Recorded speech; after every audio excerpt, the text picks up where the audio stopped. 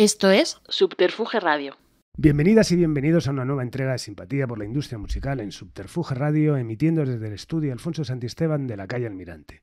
Ya saben, Simpatía por la Industria Musical, el podcast donde apenas suena música, pero es de música de todo lo que hablamos. Distintas generaciones y promociones han protagonizado a lo largo de estos años la escena discográfica de nuestro país, casi siempre ligada a la figura de un presidente o un gestor, que más allá de una visión artística para con el negocio, optaron por diseñar un equipo que se hiciera partícipe y de manera activa del éxito y desarrollo de artistas y lanzamientos.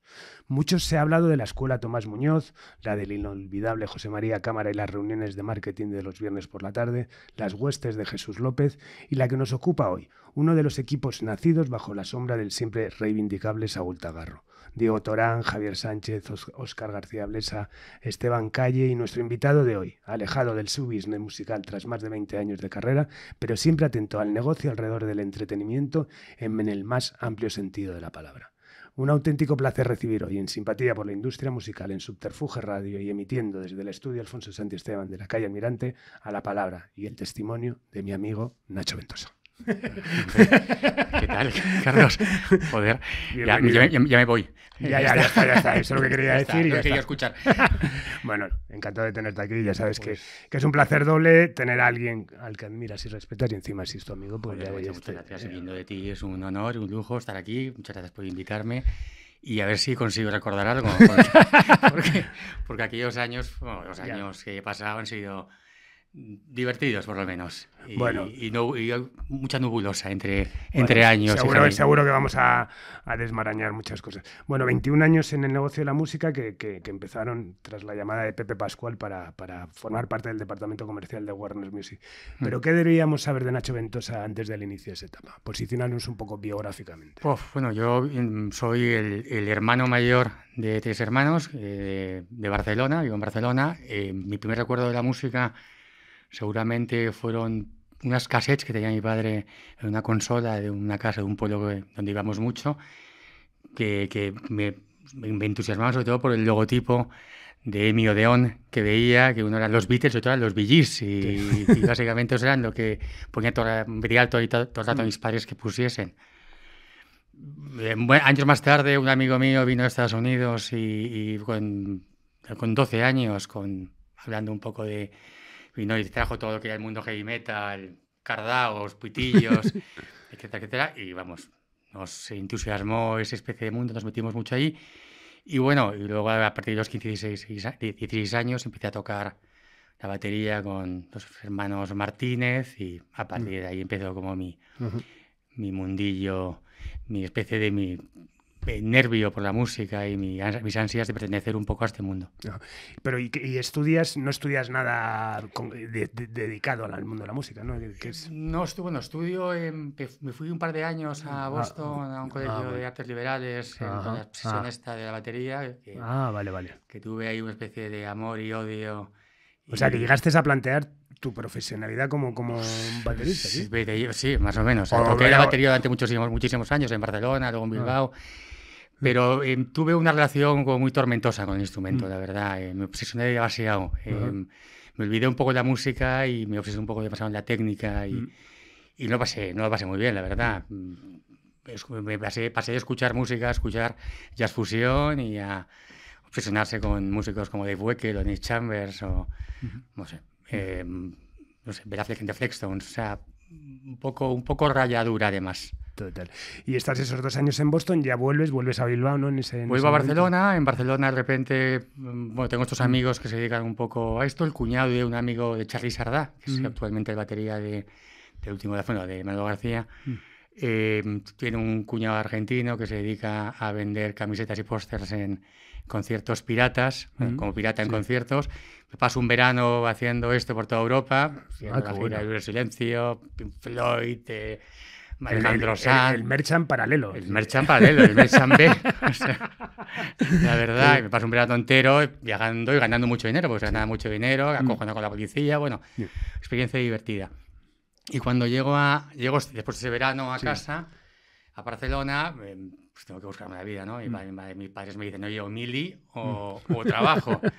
La mili lo veía como algo implanteable y me voy a y encuentro un trabajo de perito de seguros en Bilbao. Mira. Ajá. Y bueno, trabajo y encima fuera de casa. Total. Con lo cual cojo el coche, voy a Bilbao y ahí estoy peritando siniestros de hogar y tocando con un grupo ahí, más en el local de ensayo que en otro sitio, durante 2 años, Ajá. año y medio, Ajá. hasta el 97.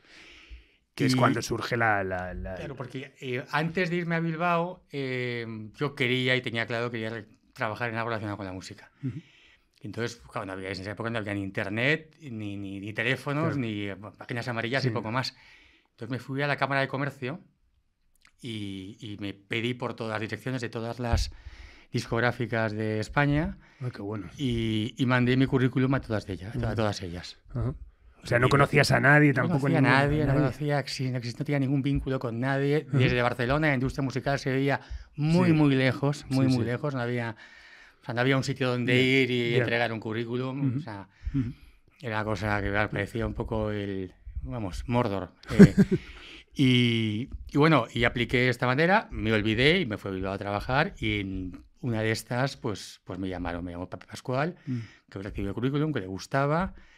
Me citaron en Madrid, fui a Madrid, hice una entrevista, volví, me dijeron ya te llamaremos, no me llamaron. A cabo de 6 meses me volvieron a llamar y ya dije, oye tú, o me cogéis o olvidaros ya.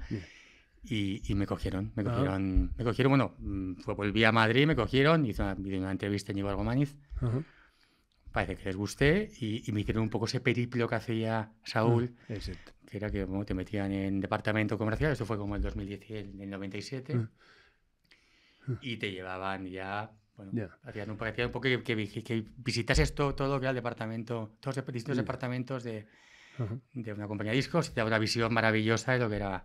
O sea, pero en ese momento tampoco esperabas nada, o sea, tú querías entrar en la industria, ¿no? O sea, sí, a mí me iba bien todo. De hecho, me ofrecieron, oye, ¿quieres empezar en Barcelona, que es más cómodo para ti, o en Madrid? Y dije, no, en Madrid, que creo que está más cerca el departamento artístico y el departamento de promoción, etcétera, etcétera. ¿Y cómo fue la llegada a Madrid a la industria? A ver, eres una persona del mundo, evidentemente, venías de estar en Boston, tal, pero ¿cómo fue la llegada? Pues fue bastante heavy, porque claro, insisto que no había nada en esa época, no había internet, no había Google Maps, no había nada.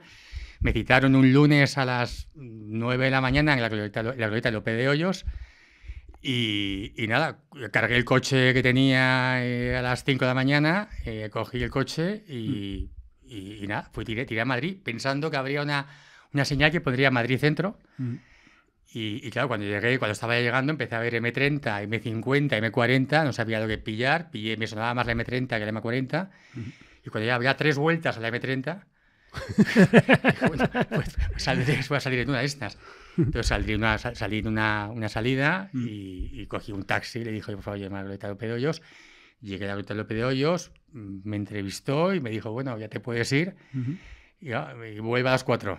Pues, bueno, fui al coche, una siesta en el coche, comí por ahí al lado, volví a las 4 y entonces, bueno.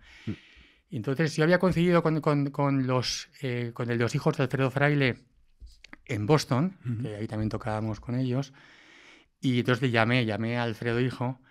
Y Alfredo hijo me acogió en su casa durante una semana hasta que encontré un piso al lado de Warner. Entonces ahí me cogí un piso en Pinche Vergara 112 y ahí estuve viviendo durante 2 años. Y como dices eso, que era parte de la estrategia de Saúl, que yo creo que era muy inteligente de foguearos en distintos departamentos, así lo contó Diego Torán, así lo contó Javier Sánchez. ¿Cuáles son tus primeros cometidos? Porque encima creo que parte de esa generación que hablaba al principio, pues eso, de Diego, de Chema Rosique, de Javier Sánchez, claro, tuvisteis además la suerte de entrar en un momento, en el comercial, un momento bollante, ¿no? Yo tuve la mayor de las suertes, porque yo entré en el 97, entré en marzo y Warner estaba fatal. De hecho, el único disco que estábamos intentando lanzar era los grandes éxitos de Fleetwood Mac.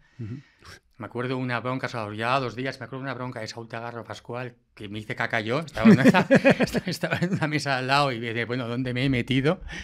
Y gritos y no sé qué, insultos y tal. Pero bueno, pasó ese verano y en septiembre se lanzó Alejandro Sanz más. Y eso cambió. Cambió de industria, cambió Universal, cambió Warner y sobre todo cambió el departamento comercial. Claro. Pues yo pasé de ganar 150.000 pesetas a ganar 1,5 millones de pesetas. A base de comisiones. A base de comisiones. Claro. ¿Y Entonces, cuál era tu cometido? Bueno, está muy bien. Yo al final acabé con una cartera muy, muy grande de Madrid. Yo tenía de todo. O sea, tenías de Tony Martin, que llevaba a Tony Martin, que era una gozada ir a verlos, no sé, Prica Los Ángeles, no sé, el Claro, pero eran todas las ventas centralizadas, ¿no? Que se hacían desde aquí o sea, no se hacía nada centralizado en esa época. Ah, nada. Ni los cortes ingleses. Eso pasó después. Vale, o sea, el Prica de Bilbao pedía él. Sí, o sea, Prica no sé, Prica de la carretera de Los Ángeles o Prica Hortaleza, o el campo Pío XII, que esto era lo que era ahora. Lo hacías, tú ibas tú y decías, ¿cuántos necesitas de Alejandro Sanz? Te dan 50, entonces tú llamabas por teléfono al almacén y decías la referencia tal por 50. La referencia tal por 2. Y eso lo hacías en todos los centros comerciales. Sí, yo creo que lo contaba Javier, eso, lo de que teníais que cantar las referencias. Cantamos todas las referencias, teníamos que ir una vez al mes al almacén a 3 Cantos, a desencarcasar las cassettes y los CDs. Claro. Porque vendíamos cassettes y vendíamos también claro. CDs, sobre todo, pero también mucho cassette. Sí. Y bueno, pues esto era un poco el trabajo. La verdad, un trabajo muy sencillo, pero un trabajo muy constante y sobre todo muy rentable. O sea, sí, claro. Que es eso, me imagino que en el 98 que te pasan a ser jefe de radio me imagino que lo notaría así como una promoción dentro de tu carrera profesional, pero por otro lado, qué putada, ¿no? Porque la pasta era una barbaridad. O sea, ya te digo, yo ese año, el año 97, bueno, el año 96-98, yo me acuerdo que gané 11 millones de pesetas, que me compré un piso en Barcelona, pensando que volvería, y me contrataron para ser jefe de radio volviendo a ganar 120.000 pesetas. Pero bueno, a mí lo que me vino dinero en ese momento no era mi prioridad. Claro. Tenía al final 22 años, 23 años, 24 años, lo que me importaba era hacer carrera en la industria. Y bueno, y te hacen, joder, la importancia más de la radio en ese momento, que era, vamos, me imagino que ahí también te caería alguna bronca, porque vamos, o sea, sonar ahí era... Sí, bueno. Te encargabas de las radios generales, o sea, de 40 principales, por ejemplo. Cantaba los 40, Dial, ibas a las reuniones de los martes. Exacto, el disco rojo, el disco no sé qué, la presión... creo que mi jefa era Mar García y bueno, sí, mucha presión de Mar. Pero bueno, jefe de radio al final era más la relación con, bueno, pues con Paco Herrera y con Baró y sobre todo irte también a las provincias, hacer un poco la pelota a Málaga, a los pues, bueno, un poco eso. Sí, hombre, tenía esa doble vida que se ha hablado también con gente tanto de la radio como de la industria, ¿no? Que al final había una relación muy profesional y muy de compromisos, de joder, hay que meter esto tal, y las reuniones de los martes. Yo me acuerdo que de repente veías gente con la que te habías tomado un café echando unas risas o por la noche una escoba y ahí era una cosa muy seria y tal, y te cambiaban la cara y no te miraban. Tenías que mandar todos los discos de promoción y llamar, oye, tú, este disco, no sé cuántos. Y luego te jugabas la vida, el disco. Si no sonaba en la radio, no era rojo, el disco moría. Moría totalmente, literalmente. Entonces, bueno, fue una gran enseñanza y me enseñó un poco lo que era la promoción. Sí. Y además que, bueno, que coincide también eso, pues los años además de la radio, ya lleva mucho tiempo, por supuesto, 40 principales, desde que se inventa Rafael Rever, pero este es el momento más Luis Merino donde que da ese cambio, digamos, que decide que, oye, que toda la pasta que mete la industria en la tele, que la mete en la radio, ¿no? O sea, que hay muchísima más presión por todo. Sí, no, desde luego, además. Había una forma encubierta de tener que pagar para sonar. Totalmente. Bueno, y en el año 99 ya pasas a ser jefe de producto, AR, un poco esa figura, esa mezcla. ¿Con quién trabajabas? ¿Quién en ese momento llevaba el departamento? Sí, bueno, mi jefe en ese momento era José Luis de la Peña. José Luis de la Peña, de hecho, es quien me promociona. Y el departamento eran 2 jefes de producto ARs, que éramos Óscar García Blesa por un lado y yo por otro. Y estuvimos así durante, yo creo, 6 meses o 7, 8 meses, y luego nos dieron la oportunidad de contratar a un segundo. Óscar contrató a Sam y yo a Chema. Rosique. Vale. Y bueno, departamento... Que erais, digamos, dentro de la misma estructura, pero eran como dos marcas, ¿no? Digamos. Eran 2 marcas, bueno, el roster se dividía en 2 y básicamente cada uno llevaba parte del roster.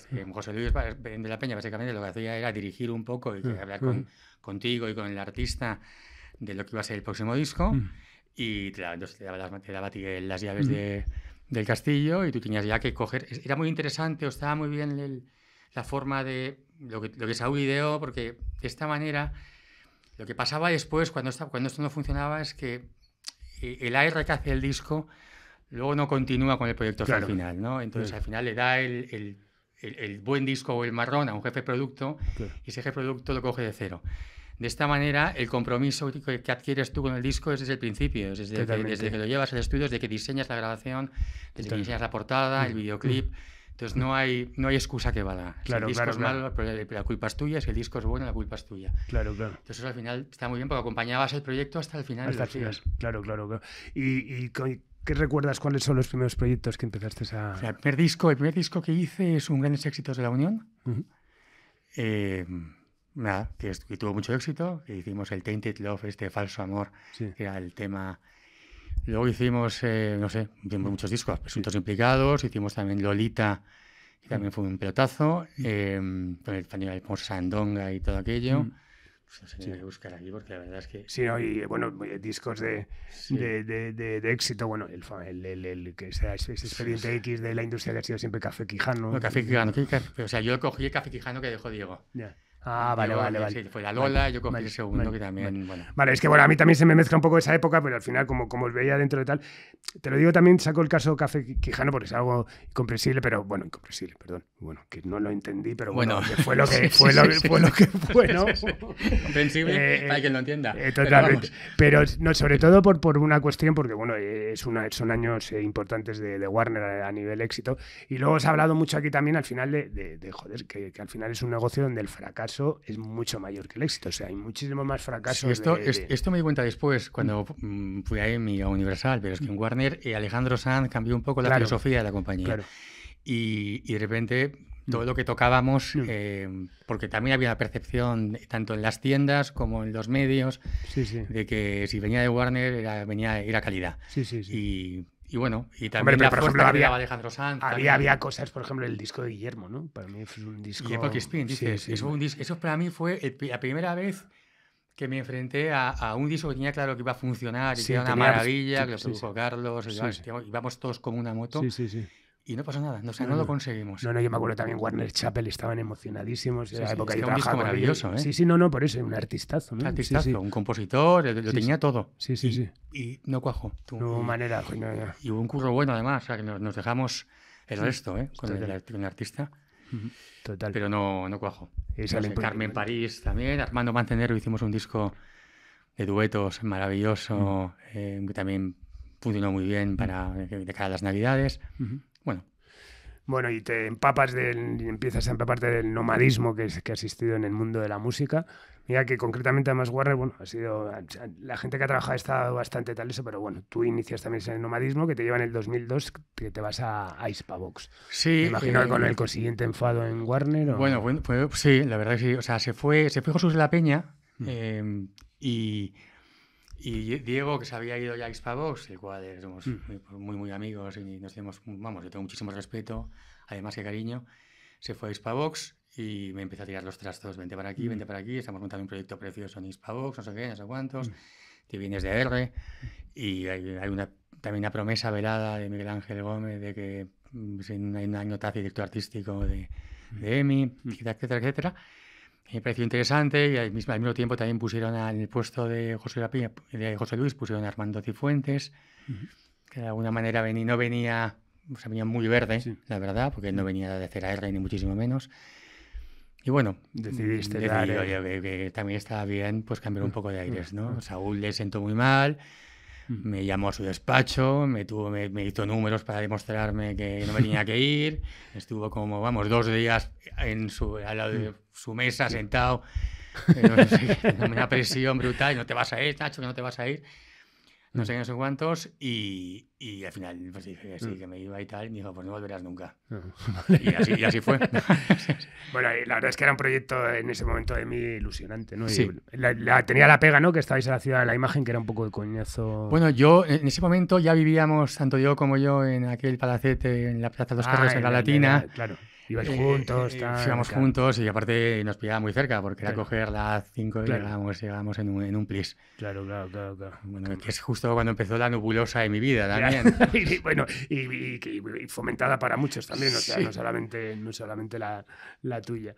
Bueno, ¿Con qué artistas trabajas en EMI?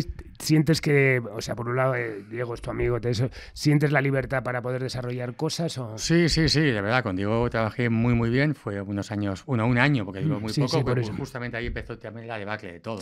Sí, aparte de EMI ya estaba el fantasma, ¿no? De la fusión, bueno... EMI estaba como en venta, o sea, todo el rato se rumoreaba que estaba en venta, no sé qué y tal.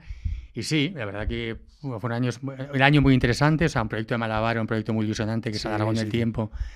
Y la verdad que fue una pena porque cuando salió a la calle ya estaba todo el mundo como muy desgastado y la compañía como ya en proceso de cambio, por lo menos, no sé. ¿Estuviste solo con Miguel Ángel Gómez? No, también coincidí con Chacho. Ah, con Chacho, vale. Bueno. O sea, Miguel Ángel Gómez un día lo despiden fulminantemente, viene Chacho, un poco también para hacer un poco la limpieza.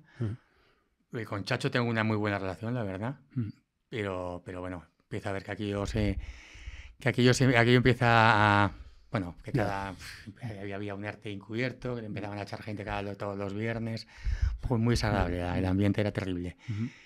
Y te llaman de Universal. Y ya me estaba llamando José Luis de la Peña desde hacía tiempo, porque él se había ido a EMI, a Universal, a Mercury, y me llevaba llamando un huevo de tiempo. Y yo decía que no, que acaba de llegar a EMI, que era muy poco serio, o sea, irme... Pero bueno, cuando empiezo a ver esto, empiezo a ver que que todo el mundo ya empieza a preocuparse más de su silla que de un poco del proyecto y no sé qué, y que ya era el último que había llegado, pues tomé la decisión de irme a Mercury. Me entrevisté con Ituiño, Ituiño me parece bien, y me voy directo artístico ahí a que estaba en ese momento, también había otra bicefalia ahí, ¿no? Que era Mercury y Polygram, ¿no? Exacto. Vale. Exacto. Y tú trabajas con José Luis de la Peña en Mercury. Exacto, y ahí estaba Alicia Arauzo, creo recordar, Alicia Arauzo con José Luis Crespo como director artístico en Polydor. Ah, vale. Y bueno, y tuviste tuviste varios presidentes en la época universal, ¿no? Marcelo Blanco, Jesús López. Jesús López para empezar. El primero muchas veces. Porque bueno, no sé, aquí tengo son como varias temporadas en mi vida. Sí. Pero... hiciste una cronología y aparece Jesús López recurrentemente. Jesús López, sí. Es Jesús López, Marcelo, Jesús López, Fabriz, Jesús López, Simón y Jesús López, Narcís. Sí, Narcís es el último.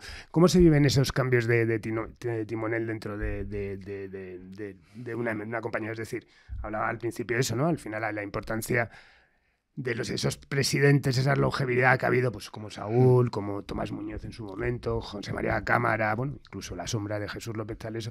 Pero ¿cómo se viven esos cambios? Es decir, tú que estuviste muchos años con esos cambios de director, de presidente, cuando entra uno se notan realmente cambios. Muchísimo. Yo creo, no, estoy convencido que las empresas tienen el espíritu y el quehacer de sus jefes. Claro. Sin duda. Si el jefe es ordenado, la empresa es ordenada. Si el jefe es ordenado, la empresa es ordenada. Si el jefe es un caos, la compañía es un caos. Es un caos. Si el jefe es artístico y tiene un aliciente artístico, la compañía es artística. Si el jefe viene del marketing, la compañía se convierte en una compañía de marketing. Y eso, evidentemente, son los bandazos que... Claro, que además implica también un poco claro, la gente, bueno, se carga equipos más apegados a anteriores. Claro, al final hay pues en estas transiciones donde venía Jesús López antes de que llegase el nuevo presidente, pues evidentemente son épocas muy inseguras, claro, y de mucha inseguridad y de muchos bandazos y de muy preocuparte por tu silla. Claro. Porque encima estamos hablando de años donde, claro, esto pasaba por una razón, años donde la industria iba en caída libre. Claro. Y que sabías que el disco que ibas a hacer o el P&L que estabas haciendo del disco que estabas haciendo, pues era mentira, porque estaba clarísimo que iba a vender menos que el disco anterior. Claro. Sí, entonces, pero eso, la cantidad de energía, ¿no?, que se ha perdido en muchos proyectos así empresariales a nivel...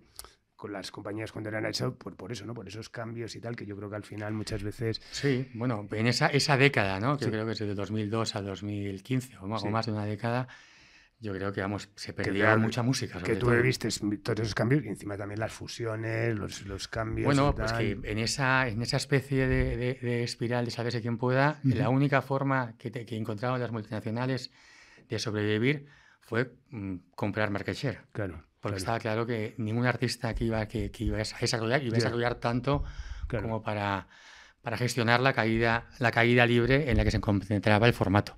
Totalmente. Y entonces, pues bueno, sí, viví también la compra de Music, viví la compra de Vale Music, con todo lo que también supone una fusión. Claro. Y también viví la última compra de EMI. Sí. Bueno, claro, esas fusiones que, claro, yo siempre le digo, es como rollo de que nos fusionamos estas dos empresas, vale, guay, oye, pero aquí hay dos de todo. Sí. Dos de todo, claro. Y se fusionan básicamente para eso, para prescindir de una compañía, para tener un poco más de rendimiento con la mitad del coste, ¿no? Totalmente. Bueno, antes todo esto en el 2003 montas con Javier Limón, Casa Limón, ¿no? Para Estrella, con Estrella Galicia de partner principal. ¿Fue un encargo o primero surgió la idea con Javier y salisteis a venderla? Yo conozco a Javier Limón en EMI, grabando el disco Remedios Amaya, en el estudio este que tiene, que sigue siendo Casa Limón, en la Algete. En la Algete no, en la A5. Y en Aluche, perdona. Y nada, conozco a Javier, me hago amiguete de él. Javier es un tío, ya sabes, encantador, donde gente es impresionante, la verdad, que es el tío más simpático que existe. Y lo conozco. Y años más tarde, cuando ya me hago yo como director artístico de Mercury, lo vuelvo a retomar la amistad con él, porque yo llevaba también a Paco y Lucía en Mercury. Y entonces acabamos justo de editar un disco de Paco Lucía, donde él de alguna manera estaba comproduciendo el disco con él, o técnico de sonido, etcétera. Y también acababa de hacer, junto a Trueba, Lágrimas Negras, que había sido un bombazo. Entonces él estaba en un momento muy dulce. Y me paraba decir, Nacho, tenemos que montar una compañía, pero ya veía que esto iba en caída libre, o sea, que no tiene ningún sentido invertir un euro en esta historia. Entonces decía, yo la única forma que creo que sería lógico y invertir en una compañía, pues a mí siempre me ha encantado el tema de sponsor y las marcas, sería que engañar o hablar embaucar. Con alguien para que de alguna manera no invierta en un disco, sino invierta en una discográfica. O sea, como si invirtiese en Blue Note, de repente. Y bueno, eso la verdad nos pareció muy buena idea, y entonces hacer un sello como muy serio, muy alejado de la parte comercial, que nos importase 3 cojones si el disco va a vender o no va a vender, porque está sponsorizado. Entonces no nos debemos a la parte comercial, sino nos debemos básicamente al arte, a la música. Y también Javi había conseguido pues un sello musical, ¿no? Que es volver un poco a los inicios, al acústico, a la madera, a grabar con 4 cosas, etcétera, o sea, no sobreproducir. Y bueno, engañamos también, eso lo comentamos a un amigo mío que se llama Silvano Guillemet, y Silvano pues tenía un amigo suyo que eran los Rivera, que eran justamente los dueños de Estrella Galicia, que eran 2 primos, Iñaki y Chema, de 40 años, con muchas ganas de hacer cosas, que acaban de llegar justamente a la dirección al consejo, el consejo un poco de lo que es Estrella. Sí, bueno, y que estaban además en ese momento ya empezando esa comunión con la música, ¿no? Bueno, más o menos. Ahí no empezaron justamente por esto. Ajá, vale. Y bueno, les presentamos un poco en Calle 54 hasta Galicia el proyecto, Javi Limón. Calle 54, el garito. El garito. Vemos ahí un reservado que había arriba, les contamos un poco la historia y tal, y se quedan entusiasmados con la idea. Tanto es así que quisieron incluso entrar en la sociedad. Entraron con un porcentaje pequeño, pero tanto Chema como Ignacio entraron en lo que es Casa Limón. Bueno. Y nada, empezamos. Que estaba asociado, o sea, tú entrabas como Universal, ¿no? O sea, yo entraba como Nacho Ventosa. Ah, vale. Ah, no tenía. Ah, vale. Paralelamente a Universal hice esto. Vale. Aunque la distribución sí la hizo Universal. No. Tampoco.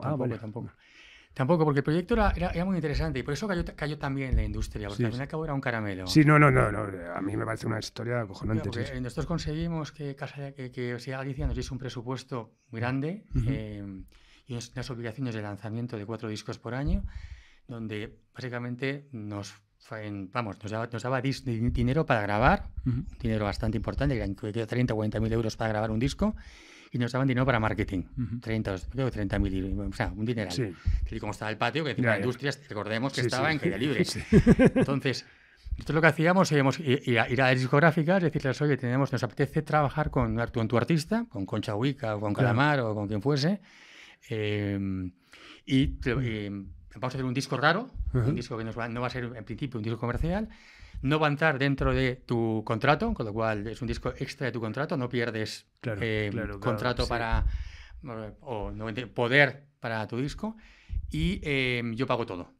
Pago el marketing y pago el disco. Entonces, bueno, era un caramelo. Hacemos una joint venture a 50-50 y distribuís, evidentemente, tú. ¿Y cómo surgen esos productos gourmet, no? Porque está el homenaje a Bill Evans que hace Fernando Trueba, está genial.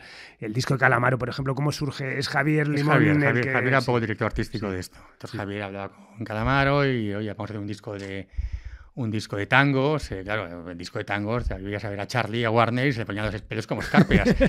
Entonces, bueno, ahí Javi, pues Calamaro le encantaba y hicimos el disco de Calamaro, fue muy bien. Hicimos disco de oro aquí, disco de oro en Argentina. Ahí ganamos un Grammy, o sea, el sello, la verdad que funcionó muy bien y fue como una moto. Y es un proyecto Casa Limón que dura hasta el 2011. Sí, dura hasta el 2011. Casa Limón sigue, yo creo que Casa Limón sigue como marca, y como Javier Limón. La unión con Estrella Galicia dura hasta el 11. Yo el 2006, cuando ya me hacen director artístico de Universal en general, veo que hay incompatibilidad con mi contrato y vendo mis acciones. Vale. ¿Y cómo es esa etapa en el 2006 en Universal? Ya como director artístico, pues de la compañía más potente que hay. Sí. Pues complicado, me imagino, porque estamos diciendo tal eso. Aparte, bueno, pues entra, ¿no?, alrededor gente a trabajar. Luego está Paco Martín, esa etapa que me imagino que... Sí, la época artísticamente, la época de Mercury sí que fue más interesante porque aún no estaba la industria tan dañada, un poco, ¿no? Porque en 2002 aún hicimos proyectos maravillosos como Upa Dance, vendimos 700.000 discos, o sea que fue una barbaridad y nos dio mucho oxígeno. Maldita Nerea, que no funcionó porque, Beatriz Luengo, Jace, Junior, montamos una especie de sello de hip hop. Junior, joder. Macho. Se acaba de tener un... Sí. Pero fue como una moto. Montamos un sello de hip hop que entramos como un poco mal, la verdad, en el sector, pero bueno, fueron 2 o 3 años. De ahí salió Nach, ¿no? De ahí salió Nach, de ahí salió Porta también. Sí. O sea que, bueno, pero fue un poco... Pultama, hicimos ahí varias cosas ahí como medio interesantes. Pero sí que fue años artísticamente como muy... Y con José Luis, además, trabajaba muy bien, porque, bueno, es un tío también muy dirigido a artístico, etcétera. Y luego en mi época ya director artístico de Universal, pues un poco sobreviviendo, la verdad. Tuve la suerte de cuando solo entré en el puesto, fichamos en el Conte, que eso de alguna manera nos dio oxígeno. Claro. O sea, y en un momento además que, vives también toda la llegada de Internet. Porque, primero la sufrimos, ¿no? Hablo como colectivo, ¿no? Primero la sufrimos que no sabíamos lo que era. Y luego, llega el momento ya que te alías antes de que, pues ahora Primero el Top Manta, evidentemente. El Top Manta era como si no estabas en el Top Manta, es que ya podías tirar el disco a la basura. Era durísimo. Pero es que luego ni el Top Manta. Luego ya no vendían ni los Top Manta. No, claro. Imagínatelo. No. Además, coincide, yo creo, esto es ese 2007-2008 que incluye la crisis económica mundial, que es una absoluta... El otro día, revisando aquí facturas con Alberto, con mi financiero, creo que la primera factura que tenemos de Spotify es una liquidación de 4 euros. O sea, imagínate que en ese momento te dicen, no, tu futuro pasa por aquí, ¿no? O sea, es que será así. No. Y luego ¿Cuál es tu percepción? Me imagino que claro, no es fácil decir ahora, no, yo es que lo vi por tal, pero ¿cuál es tu percepción? En ese momento, ¿qué pensabas? ¿Que realmente esto se iba al cagarro o que sí, realmente el tema digital venía para ser un aliado potente? Bueno, yo al principio, con el Top Manta, pensé que era una injusticia tremenda, la verdad. Sobre todo la publicidad que se dio, ¿no? De repente que era gratis. Sí, de repente era todo gratis. Y tenía que ser gratis y habíamos sido unos hijos de puta durante muchos años porque hemos cobrado 15 pavos por un trozo de plástico. Y eso no cuesta dinero, ¿no? Sin saber un poco todo el trabajo que había detrás, ¿no? La inversión que hay detrás de un artista, de años incluso. Me pareció muy injusto y tenía esperanza de que alguien hiciese algo, cosa que nadie hizo nada. Empezando por los artistas, ¿no? Que empezando por los artistas. Que los que deberían haber dado un poco la cara por la gente que apostaba por ellos, ¿no? Bueno, es que es muy cool decir aliarse con... Pero bueno, fue muy triste porque seguramente hay una generación de músicos que no pudieron hacer nada. Hay un lag de edad de 10, 15 años en no había música nueva. efectivamente. Porque no había posibilidad de inversión, porque es todo gratis. Sí, y sí, como sí. es todo gratis, Sí. ¿quién invierte? Sí, sí, sí. Bueno, esto pasó al principio con el top pantalla, y luego cuando llegó Internet y nos dimos cuenta que esto ya, la revolución tecnológica, pues bueno, a ver, yo tenía claro que sí, que ya el negocio se había acabado como un negocio de soporte, como entendíamos, y tenía que ser un negocio de management. Sí, sí, sí, sí. Y de derechos. Sí, Eso, sí. y de marcas. Eso lo tuve yo clarísimo en el momento, Sí, sí. en el momento que vi que no había nada que hacer. Sí, sí, sí. Pero claro, la transición Ya. es complicadísima porque las compañías llevaban 40 años estructurándose para vender un trozo de plástico en el Corte Inglés. Ya. Sí, sí, no, yo me acuerdo precisamente hablando con Jesús López en el 2009, 2010, no lo sé, pero me acuerdo que yo ya empezaba a contemplar la posibilidad de abrazar la estructura 360, de firmar a los artistas, tal que me había costado muchísimo, porque yo siempre digo que ya en el 2003 intenté ser el manager de Marlango y vamos, se partieron de risa delante mío, como si vas a ser mi manager, o sea, que dije en ese momento, la que queda por aquí, ¿no? Sí. Y no es hasta el 2009... Antes ya había hecho cosas, Cycle, cosas así, pero es el 2009 con Annie B. Sweet cuando ya empiezo a trabajar, ya parte como condición sine qua non para fichar de un artista. Y me acuerdo que en ese momento hablaba por alguna razón con Jesús López un día y le dije, tío, yo creo que es súper necesario adquirir ese rol también del management y tal. Y me dijo, no, yo lo sé. Y dice, lo que pasa es que nosotros, esto va para largo. Dice, nosotros lo planteamos para dentro de 5 o 6 años. Y decía, hostia, os vais a ir a la mierda, Sí, tío, es sí. imposible. Pero sí que es real que luego con la perspectiva del tiempo, claro, eran estructuras muy grandes basadas en un departamento artístico, de comercial que era el power, la planta de abajo, con la planta del medio que era la promoción y la planta de arriba que era presidencia y tal, era difícil, ¿no? Al final adaptar a... Sí, todo, pero no solo Universal. Que Sí, cuando- todos. cuando- No, sí, hablo sí. de Sí. una gran compañía, Pero- que lo viví yo como compañía pequeña, pues claro, a nivel O de una sea, compañía... había que echar a la mitad de Exactamente. la plantilla para empezar. O sea, con el Universal eran 5 plantas y actualmente es 1,5. Sí. Hay que echarla. Y luego montar departamentos que no existían y prescindir de departamentos que ya existían, con gente Claro. que llevaba toda la vida. Claro.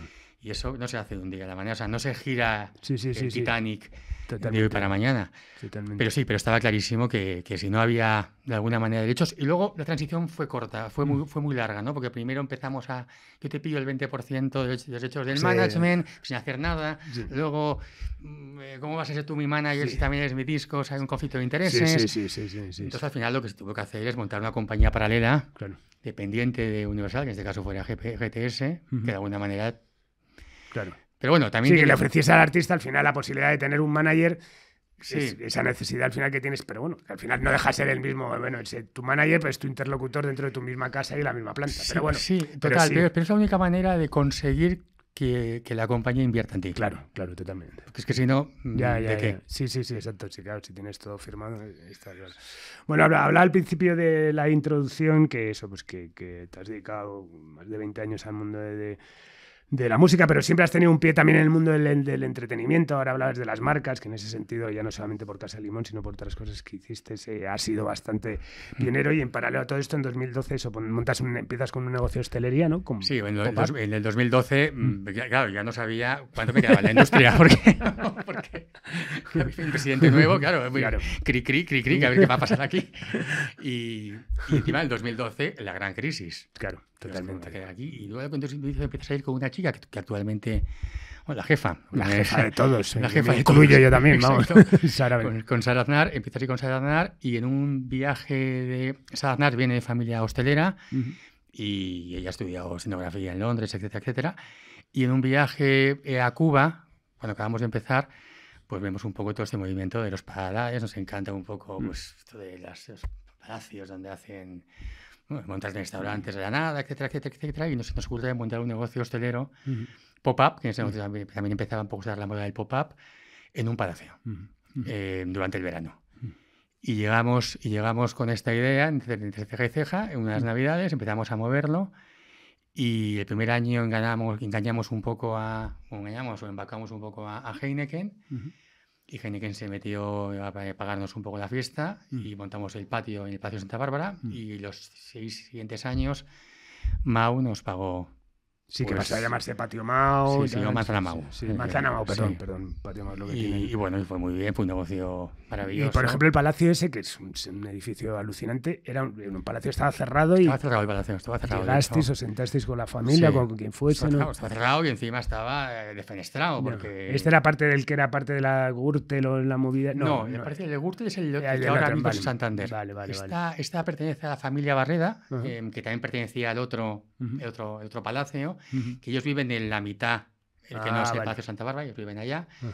Y bueno, ellos no sabían qué hacer con el bicho, y nosotros, bueno, llegamos allá. El primer año lo alquilamos, para que te hagas una idea, creo que lo alquilamos por 5.000 pavos al mes, y el último año lo alquilamos por 25.000 pavos al mes. O sea, la movida fue... Pero bueno, y empiezas a ver que el negocio de la hostelería, que no has abandonado, bueno, es eso, te acompaña en esos últimos años en la Universal. Estamos hablando, empiezas en el 2012, pero sales de Universal en el 2018, viviendo esa última etapa también un poco que es con la llegada de Fabriz, llegada de Paco Martín. Bueno, yo vivo, disfruto y padezco a Fabriz durante todo su reinado, como si dijésemos.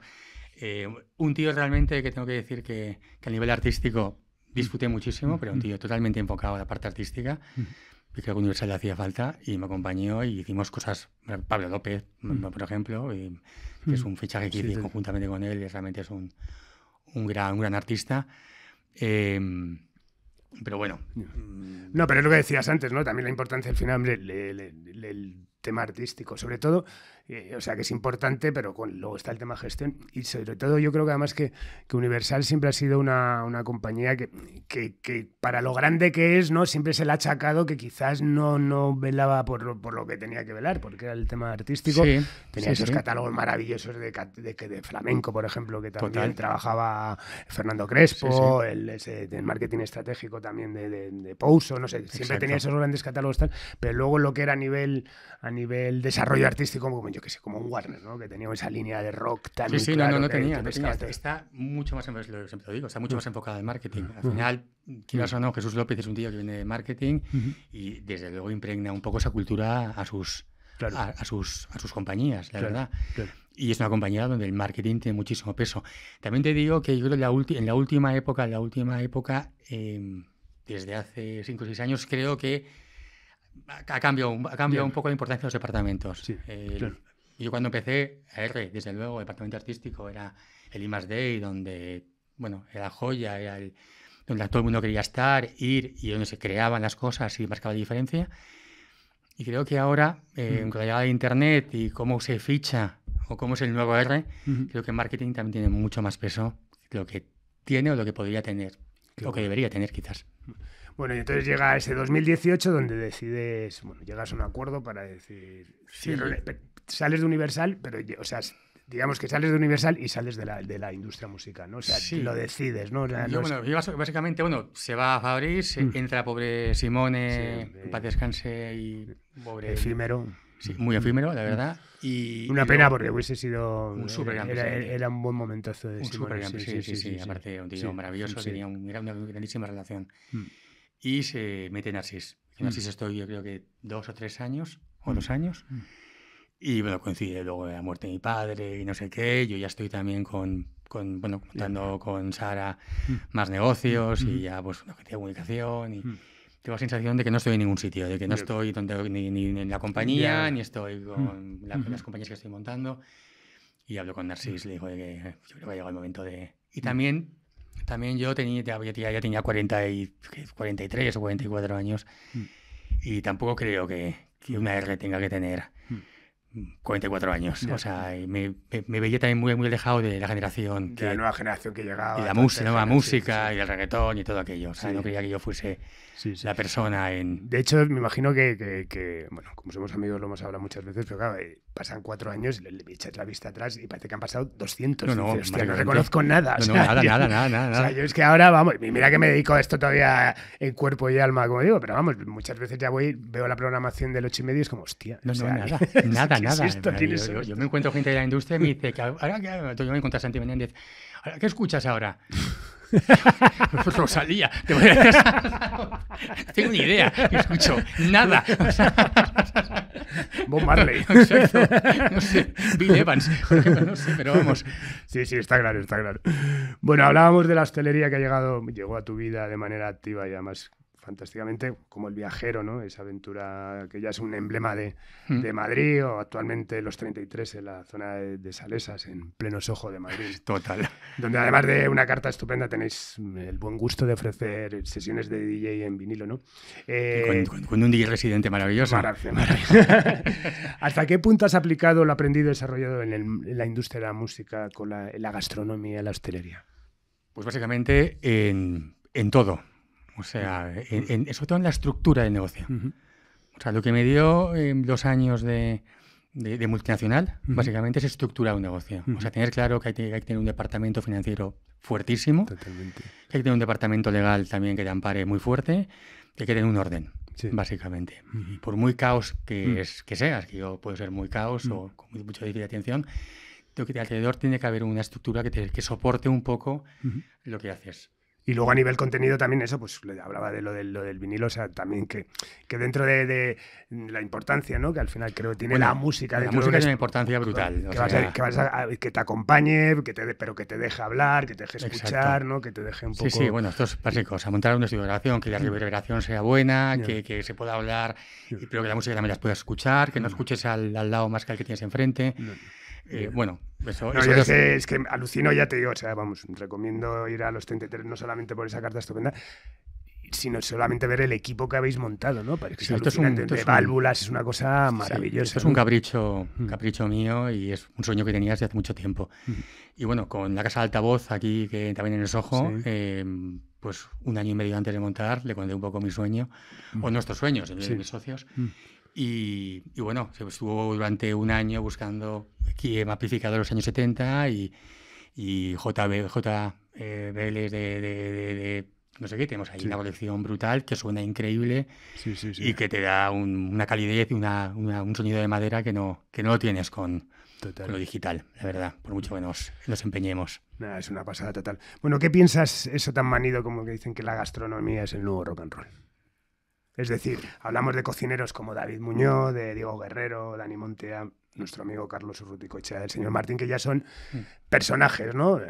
Evidentemente salvando las distancias unos de otros, ¿no? Gente peculiar, es como ahora se dice que la música tienes que ser artista, pero tienes que ser también un personaje, ¿no? Ahora la gastronomía, a los que nos gusta comer también observas, ¿no? Que pues hemos hablado mucho, ¿no? Pues, por ejemplo, esta nueva gastronomía basada también un poco, la dictadura, entre comillas, de las estrellas Michelin, etcétera, frente a, por ejemplo, esa maravilla que es el Cano de Guetaria, ¿no? Que es el género per se, sobre todas las cosas, ¿no?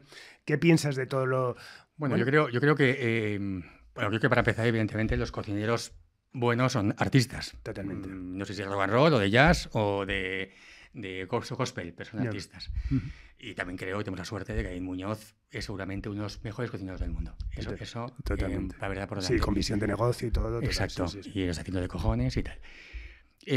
Sí, pero en cambio estoy un poco harto, eso sea personalmente, un poco harto de los menús de degustación, las estrellas Michelin y todo lo que supone ese mundo. Sí. Creo que hay una nueva tendencia que es vuelta a la raíz, vuelta al fuego, vuelta al producto, vuelta a la materia prima, y creo que eso poco a poco se va a imponer. Se va a imponer en la gastronomía, ¿no? Venimos de 30 años, te diría, desde el bullying, de excesos y de mezclas y de nitrógenos, de construcciones, ingredientes, exacto, y tal. Y creo que la gente quiere volver a un buen chuletón, una buena ensalada y un buen pescado maravilloso, hace 10 minutos y hecho a la brasa. Totalmente. Bueno, ya que estamos, algún chivatazo en ese sentido a nivel gastronómico, algo que hayas probado últimamente. Mira, te escuchan antes, te decían, ¿qué escuchas? Ahora te digo yo, ¿qué comes? Bueno, pues me diría que lo mejor que he hecho es ir contigo a Echevarri y al Cano, o sea, pero totalmente. No sé, vamos, no lo sé. Es que es inabarcable. Es inabarcable. O sea, por eso es inabarcable, pero por eso es muy admirable que ver que proyectos como el que acabas de abrir los Sí. 33 lo tengas absolutamente lleno todos los días porque No, es una maravilla, la ya verdad, tengo estás... mucha suerte y toco madera. Claro pero, que sí. pero sí, el coche está hecho con mucho cariño, la verdad. Bueno. Pero bueno, te puedo decir, compartir es un sitio, Bueno. por ejemplo, que está aquí al lado, también en Soho, Totalmente. y que es un sitio, una nueva propuesta buena y fresca. Y original. Bueno, también paralelamente a todo esto, que es el tema audiovisual, bueno, siempre te ha interesado mucho y también a nivel familiar. Tu hermano Jorge es el productor del Hormiguero desde el principio y muy involucrado en todo el desarrollo audiovisual. Así, eres parte de una productora de videoclips, ¿vale? Pues sí. Que habéis hecho, bueno, una productora referencia, porque creo que ahora mismo es la productora más importante, ¿no? Sobre todo a nivel volumen. No digas eso, es la única que sí. Estamos aquí como menudeando. Ya. Pero bueno, estamos hablando de Alejandro Sanz, Ana Guerra, Aitana, Pablo López, Macaco, Carlos Jean. Sí, bueno, sí. pues al final Todo. todo lo... Sí, la verdad que muy contento. Esto es un proyecto que monto junto a mi amigo y socio Gus Carballo. Pues que al poco de salir de la industria y de alguna manera para seguir vinculado con la música. Claro. O sea, no quería de todo desprenderme de ello. Al final son 21 años de mi vida y prácticamente toda mi carrera laboral. Sí. Y bueno, pues pensamos que él acaba de llegar también con problemas personales de Miami, de una aventura que al final no acabó de funcionar, por temas personales, no por temas personales. Y nada, y pues coincidimos un día en un bar, oye, ¿por qué no montamos esto? Pues lo montamos y bueno, parece que funciona. No está, o sea, a priori no estaba dirigida exclusivamente a hacer videoclips, de hecho hacemos mucha publi, pero bueno, la intención era hacer también contenido relacionado con la música para plataformas. Claro. Sí, sobre todo ahora ya sabes todo esto, la teoría de que si TikTok ha matado lo que era el videoclip como lo entendíamos y ahora es casi más importante destinar unas buenas piezas de 15 segundos que un videoclip. Estamos dispuestos a hacerlas. No hay ningún problema. Bueno, y hablabas también, aparte de la publicidad y de los videoclips musicales, también el tema de documentales, ¿no? También, bueno, tenéis idea, ¿no? Sí, nos estamos con un documental también del mundo de la música y la música electrónica de los años 80 en Barcelona, que estamos también ahí, pues tenemos ya guionizado y estamos hablando con plataformas y a ver si este año se firma y se empieza a producir. Qué bueno. ¿Echas de menos la industria musical? Echo de menos cosas de la industria musical. Claro, sí. Echo de menos la música, echo de menos algunos artistas, echo de menos algunos compañeros. Los últimos 15 años de la industria musical han sido duros. Yeah. Echo de menos la primera parte de la industria musical. La parte donde el negocio florecía y estabas en una industria alegre que hacía cosas. Sí, hombre. Claro, aquí ha pasado todo el mundo, claro, las distintas etapas, ¿no? Al final esos primeros que vivías 24 horas al día, ¿no? Y total. Que trabajabas 24 horas al día, al final. Sí, que no había convenios. Tu trabajo y tu vida laboral era lo mismo, tu vida personal. Claro, tus amigos eran tus compañeros, ibas al concierto juntos, fumabas juntos, te ibas de bar juntos. Sí. Bueno, te lo iba a preguntar, pero ya yo creo que lo has contestado, que si sigues a nivel el negocio, a nivel industria y a nivel proyectos artísticos. A nivel proyectos me has dicho que escuchas solo Rosalía. No, pero sigues, sí, bueno, más que nada porque sé que tienes relación, bueno, sigues teniendo muchos amigos, ¿no? Dentro de la industria. Voy a conciertos, sí, me encanta la música pero bueno, he hecho más viejete, me gusta la música más oldie que nueva, no quiero estar, ni importa estar a la última. Y bueno, si me gusta algo, lo escucho, y si no me gusta algo, no lo escucho, y no tengo esa necesidad constante que provoca también este negocio de tener que estar y escuchar y opinar. Sí. O sea, esa ansiedad que también te genera muchas veces los prejuicios y todo. Totalmente. Joder, me acuerdo de época en escuchabas algo de otra compañía. Es que no lo escucho porque es de otra compañía. Oye, pues coño, pues si es bueno, ¿no? Sí, te jodía, ¿no? Bueno, hablando de industria, ¿quiénes han sido tus referentes en la industria con las personas que has trabajado? ¿De quién has aprendido más? Si tuvieses bueno, yo creo que quien más aprendí fue seguramente Saúl Tagaro, ¿no? Que fue mi primer, de alguna manera, mentor, el primer tío que vi cómo funcionaba, la exigencia que tenía, cómo organizaba, cómo presionaba, cómo premiaba, ¿no? Y bueno, yo creo que Saúl sí que fue también un referente. a nivel compañía, a nivel jefe. Sí. Luego, cualquier jefe que he tenido me ha aportado muchas cosas positivas y negativas. Es decir, Claro, cosas que hago, copio y cosas que nunca haré, nunca copiaré. Sí. Pero bueno, Diego también es seguramente un tío importante bueno, que era un ejemplo de entusiasmar. Sí. Entusiasmar a la gente que tiene alrededor, ¿no? Sí, Por mucho que fuese un proyecto que a lo mejor no te gustaba, conseguía trasladarte su entusiasmo y conseguía, pues bueno, impregnar a todo el mundo de esa necesidad de que ese disco funcionase. Total, la importancia de eso de transmitir entusiasmo. De la Peña también, por ejemplo, que también fue un tío, bueno, de alguna manera me enseñó lo que era negocio de ser director artístico. Sí, no, José Luis, que bueno, lo tuve aquí, la verdad es que yo no lo conocía mucho, pero la verdad es que sí que tiene una imagen global de todo muy interesante y bueno, se ha sabido adaptar, creo que a los tiempos como... maravilloso, maravilloso. Sí que maneja los tiempos como nadie, vamos. Totalmente. Bueno, guay, te hago un rato lo que dices porque además, bueno, doy fe que toda la gente que ha trabajado contigo ha disfrutado de tu compañía, o sea que eso está bien. Así que nada, Nacho, un placer, lo he conseguido. Venga, tengo simpatía por la industria musical con Nacho Ventosa. Ha sido un placer. Coño, gracias a ti, de verdad, Carlos. Pues bajamos la verja de otro día de Subterfuge Radio en esta nueva entrega de Simpatía por la Industria Musical en el estudio Alfonso Santisteban de la calle Almirante, con Laura Rodríguez a los mandos técnicos, y esta vez nos vamos con alguien al que le gusta mucho nuestro invitado de hoy, con el que nos une una gran amistad y ya que a todos nos hace disfrutar. Nos vamos con Ride de Carlos Jean, en esta ocasión acompañada de las voces de John Martin. Adiós.